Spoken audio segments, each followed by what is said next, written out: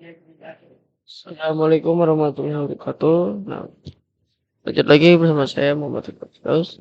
Saya akan mempraktekkan bagaimana cara mengkonfigurasi DHCP server, DHCP pool, dan DHCP make static.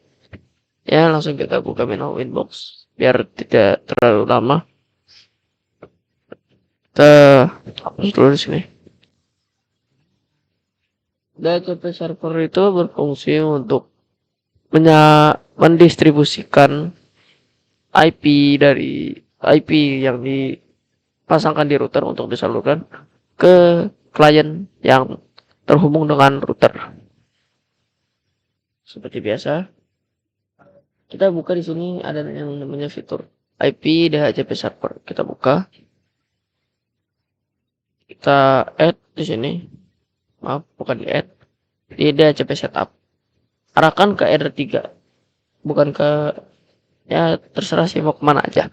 Tapi kalau karena laptop saya terhubung ke router menggunakan R3, jadi interface-nya ke R3. Lanjut, DHCP address space itu adalah IP yang digunakan sebagai network yang biasanya itu 0. Kemudian kita lanjut, DHCP gateway DHCP-nya itu adalah IP router, yaitu 88.2. Lanjut, address to give out adalah pool yang akan diberikan ke klien. Biasanya mentok-mentok itu /24 Kita lanjut, next. Dan server adalah server yang digunakan untuk nge-browsing buat internetan. Biasanya ya pakai aja kita pakai IP Google yang 88. Kemudian kita oke. Kita buka control panel di sini. Dapatnya itu harusnya 254. Kita refresh dulu sini. Dapatnya pasti 254. Kita coba cek. Masih 15. Oh iya. Coba kita cek dulu di sini. Oke. Kita close dulu. Kita lihat.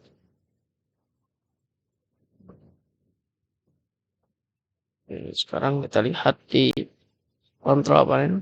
Windows R. Kontrol panel. Buka. Dapat berapa nih IP kita? Cek.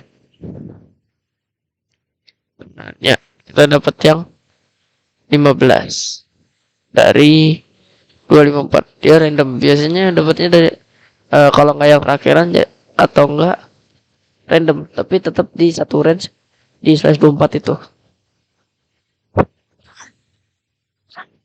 Kemudian bagaimana kalau saya nggak mau langsung nggak mau langsung ngasih satu pool yang langsung arahnya itu ke 24. Itu mungkin bisa menyebabkan adanya kecolongan IP mungkin. Jadi ya IP semua setiap perangkat yang terkoneksi dengan router pasti langsung didistribusikan IP, dan takutnya IP yang tidak terpakai dulu digunakan oleh orang-orang yang ya kalau bisa dibilang sih kayak korupsi, ya pakai apa namanya, pakai DHCP servernya itu pakai IP-nya lebih gitu, jadi kita gampang habis si kuotanya. Itu bisa ke menu pool, IP pool, dan kita add di sini, kita namain pool server misalnya server addressnya kita tulis 192.168.2. Enggak, jangan titik satu udah dipakai buat gateway. Sampai 192.8.8.20. Misalnya saya mau sampai 20, kemudian next poolnya mau ini sama. Nah, next poolnya itu bisa kita tambahin. Jadi kita bisa tambahin. Semisal pool yang pertama itu yang sampai 20 sudah terdistribusikan sampai habis, maka akan digunakan DHCP pool yang kedua. Jadi kita tidak perlu mengkonfigurasi bolak-balik. Kalau nggak mau ribet ya kayak tadi yang langsung 254. Tapi itu rentan dalam penggunaan IP yang berlebih. Dan kita tuliskan sini. Nah, jadi 21, satu, 192, jadi 68, 88, titik 30. Nah, kita apply, kita oke. Kita lihat di mana DHCP server. Nah, ada spoolnya kita arahin ke pool server. Dan kita apply. Kita oke. Kita cek control panel lagi. Kita refresh. Kita close. Kita Windows R, control panel lagi. Kita lihat dapatnya berapa nih? 20. Biasanya yang diberikan itu yang terakhiran dulu. Nah, kita dapatnya 14 nih. Iya, random biasanya. Random, tapi sekitaran range /24 tadi. Yang biasanya kalau diberikan itu adalah IP yang terakhir seperti 20, 254. Yang terakhiran gitu loh biasanya. Apa-apa. Kita dapat titik 14. Kemudian saya akan menjelaskan gimana caranya ngebikin DHCP server menjadi static. Kita balik ke menu DHCP server, kemudian masuk ke license. Nah, kita lihat di sini mana nih DHCP. Nah, yang ini, yang titik 14, titik 14 kan punya kita nih. Kita di sini make static. Kalau mau elemen gratis, sudah di make static, itu bisa kita oke. Dan bisa kita edit di sini. Make static. Kemudian misalnya kita nggak mau nih 14 belakang, kita maunya 20. Nah, itu bisa. Baik, kita oke. Nah, jadi dia si IP DHCP-nya itu jadi static.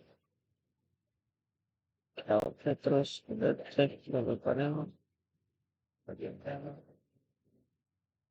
Ya, kita bisa merubah jadi yang diberikan itu misalnya 14, dan kita nggak mau nih, saya nggak mau 14, tapi 20 bisa di satu ya. Ya seperti itu, tapi tidak apa namanya, yang mana hal ini berbahaya jika kita tidak memberikan rule yang membuat si setiap klien yang terkoneksi dengan router itu tidak bisa membuat IP DHCP menjadi statik. Kenapa saya bilang bahaya? Karena jika IP DHCP berubah menjadi statik, maka setiap aktivitas yang dilakukan oleh klien yang melewati router tidak akan tercatat di log yang seperti yang di video sebelumnya saya kasih tahu, yang di log itu untuk melihat aktivitas router. Nah, di sini. Ini aktivitas router semua nih. Kalau misalkan dia pakai DHCP static, dia nggak bakal kebaca dia jadinya. Ya, seperti itu ya. Sekian. Sebentar. Dia ada yang kurang.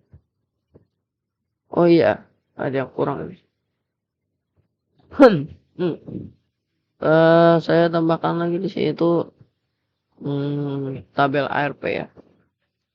Penambahan aja, input tambahan. Di Mikrotik itu ada yang namanya ARP. ARP itu adalah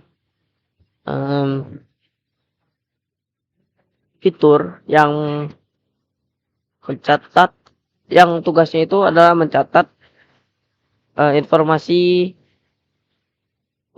perangkat di jaringan. Misal ada klien terkoneksi dengan router, maka akan dicatat di tabel ARP terkait MAC address dan IP address perangkat yang terkoneksi.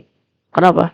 Karena jika tidak tercatat, router tidak akan membaca. Misalnya ada paket datang dari si klien yang tidak tercatat dari di tabel ARP, maka si router bingung. Ini paket datanya dari siapa ini? Apa paketnya hasilnya di rejected atau di drop, atau bisa juga pada saat kita ingin merouting jaringan satu dengan jaringan dua. Ada klien jaringan satu ingin mengirimkan paket data menuju perangkat jaringan dua. Kemudian saat dikirimkan, saat dilihat di router, eh, informasi klien jaringan dua itu tidak ada di tabel ARP yang di sini. Maka paketnya akan dikirimkan kembali ke klien pertama dan tidak tersampaikan ke klien kedua karena tidak ada informasi ARP-nya nih. Ya, ARP itu sangat penting dalam hal merouting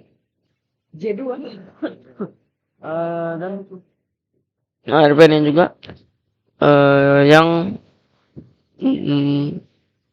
lihat ya jalan data. Misalnya saya mau ngirim ke perangkatnya si A, misalnya itu gak ada IP addressnya si perangkat A dan MAC addressnya, saya nggak bakal bisa ngirim ke dia karena nggak ada gitu, kita nggak tercatat di sini. Ya istilahnya ya ARP ini tuh kayak daftar alamat lah gitu, yang bisa kita tambahkan sendiri. Misalnya di sini tuh bisa kita tambahkan jaringan misalnya 10.10.1 itu bisa tambahan sendiri. Di sini tuh MAC addressnya misalnya 000, terus 0 di sini tuh 0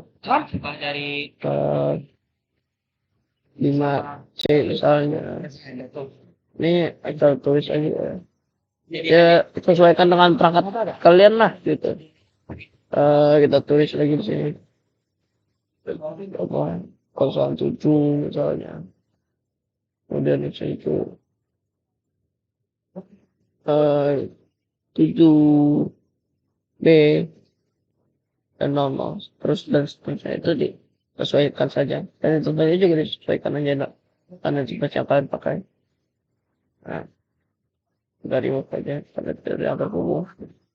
Nah, jadi ARP itu sangat penting untuk menentukan si paket data yang dikirimkan dapat tersampaikan dengan baik atau tidak. ARP yang menentukan paket data akan tersampaikan menuju tujuan atau tidak.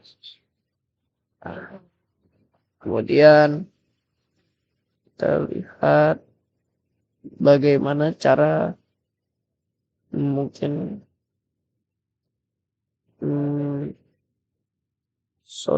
resource. Sebentar.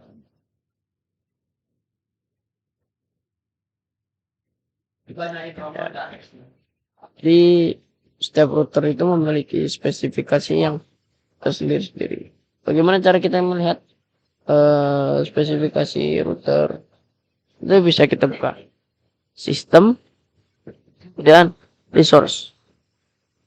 Nah, ini adalah tabel resource yang berisikan si router kita tuh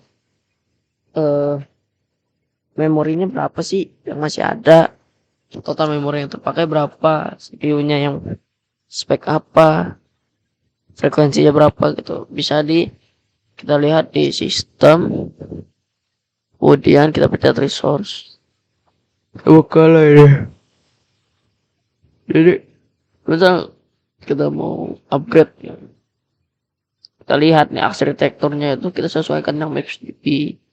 Kalau misalkan arsitekturnya itu berbeda, ya itu nggak bisa ke apa namanya, nggak bisa ke download, nggak bisa ke upgrade. Ya sama aja kayak kita misalnya tuh mau bikin warna biru, mau bikin warna hijau misalnya, ya itu campuran dari biru sama kuning. Tapi kalau biru kita campur sama putih kan warnanya tetap biru gitu, nggak bisa dia, nggak jadi hijau. Ya istilahnya kayak gitulah. Jadi kemudian kita lihat lagi sebentar. Ya mungkin sekian dari saya. Assalamualaikum warahmatullahi wabarakatuh.